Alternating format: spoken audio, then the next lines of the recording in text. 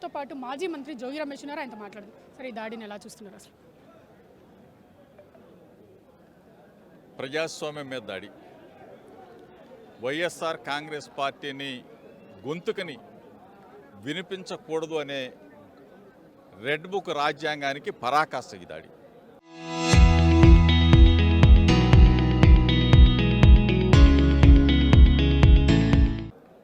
ఇంతకుముందు బీహార్లో ఇటువంటి యాసిడ్ దాడులు, పెట్రోల్ దాడులు జరుగుతాయని చెప్పేసి విన్నాం. కానీ ఆంధ్రప్రదేశ్ రాష్ట్రంలో చంద్రబాబు నాయుడు సమక్షంలో చంద్రబాబు నాయుడు కొడుకు చేసే అరాచకాలని ఈ రోజున నా ఇంటి మీద నన్ను, నా కుటుంబ సభ్యుల్ని భౌతికంగా దాడి చేయాలని చెప్పేసి ఒక పక్కా ప్లాన్ పన్నిన లోకేష్ చేసిన రెడ్ బుక్ రాజ్యాంగానికి రాష్ట్ర ప్రజలందరూ కూడా చూశారు. రాష్ట్ర ప్రజలు కూడా, యావత్ భారతదేశం మొత్తం కూడా చూసింది. రాజ్యసభలో చర్చ జరిగింది, పార్లమెంట్లో చర్చ జరిగింది, హ్యూమన్ రైట్స్లో చర్చ జరిగింది. అంటే ఆంధ్రప్రదేశ్లో లా అండ్ ఆర్డర్, ప్రజాస్వామ్యాన్ని కూనీ చేసి ప్రతిపక్ష నాయకుల ఇళ్ల మీద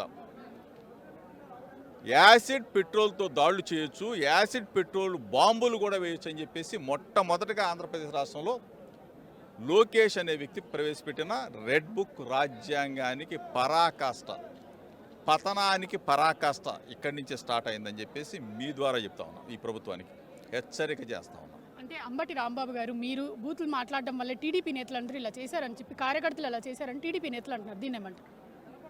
ఒక్కసారి మనదే న్యూస్ ఆర్టీవీని అడుగుతా ఉన్నా. ఆర్టీవీలో జోగి రమేష్ ఎక్కడన్నా బూతులు మాట్లాడే మాట ఒకసారి ప్లే చేయమనండి.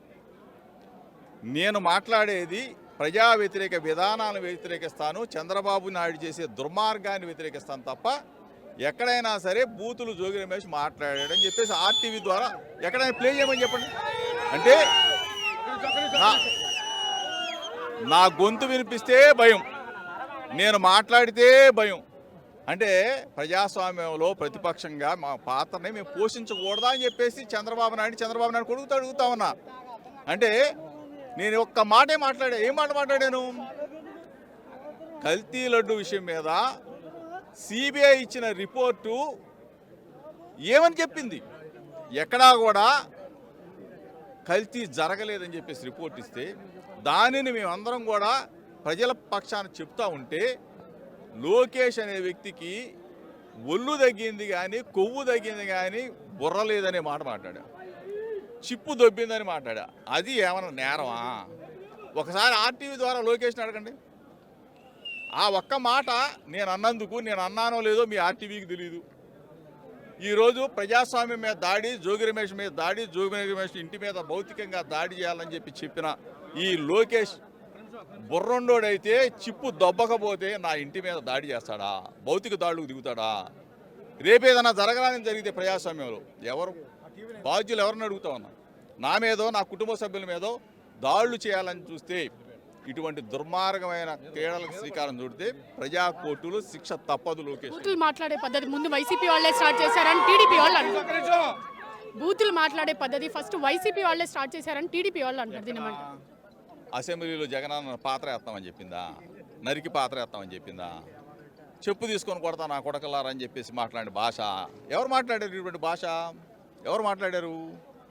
ఒక్కసారి ప్లే చేయండి. మీరు ఎవరు మాట్లాడారు ఇటువంటి రోత భాషని?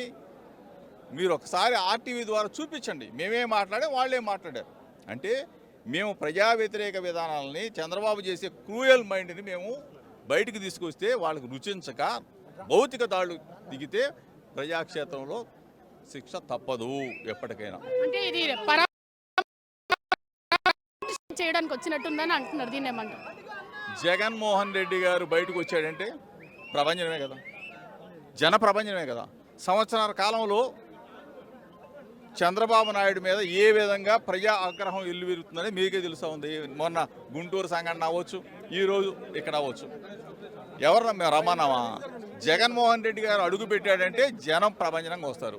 జోగి రమేష్ ఇంటిని పరామర్శించడానికి, జోగి రమేష్ కుటుంబ సభ్యుల్ని జగనన్న పరామర్శించడానికి వెళ్తా ఉంటే పోలీసులు అడ్డుకట్లేశారు, నోటీసులు ఇచ్చారు, ఎక్కడికక్కడ బారికేడ్లు పెట్టారు, ఆపారు. అయినా ఆగుతారా? ఆగరు కదా. అంటే అరగంటలో అయిపోయేదానికి కావాలని 5-6 గంటలు రోడ్ షో చేస్తున్నారంట జనం. ఇప్పుడు ఇదేమన్నా జగనన్న ఊరికి వచ్చేది అవుతారా? జన ప్రపంచం మాట్లాడాలి కదా. ఒక లీడర్ అనే వ్యక్తి ప్రజాస్వామ్యంలో ప్రజలను పలకరించకుండా వస్తాడా? ప్రజలు రోడ్ల మీదకి వస్తే పలకరించకుండా వస్తాడా? ఇది న్యాయమేనా? ఇది కరెక్టేనా? చంద్రబాబు నాయుడుకి అందుకే భయం. పోలీసు అధికారులను పెడుతూ ఉన్నాడు, ఆపుతా ఉన్నాడు, నోటీసులు ఇస్తూ ఉన్నాడు, ఎక్కడికక్కడ భారీగడ్లు అయినా జనం ఆగరు. ఈ ప్రపంచాన్ని తట్టుకోలేరు. భారీగా అయితే కార్యకర్తలు signing off comment. చరిత్ర సృష్టించినోడు ఇప్పుడు ఆ చరిత్రని తిరగరాయబోతున్నాడు. అబద్ధాల గోడల్ని బద్దలు కొట్టి నిజాలను రాగా మీ ముందుంచబోతున్నాడు. నిజమైన వార్తల కోసం వెంటనే డౌన్లోడ్ చేసుకోండి రా యాప్ని.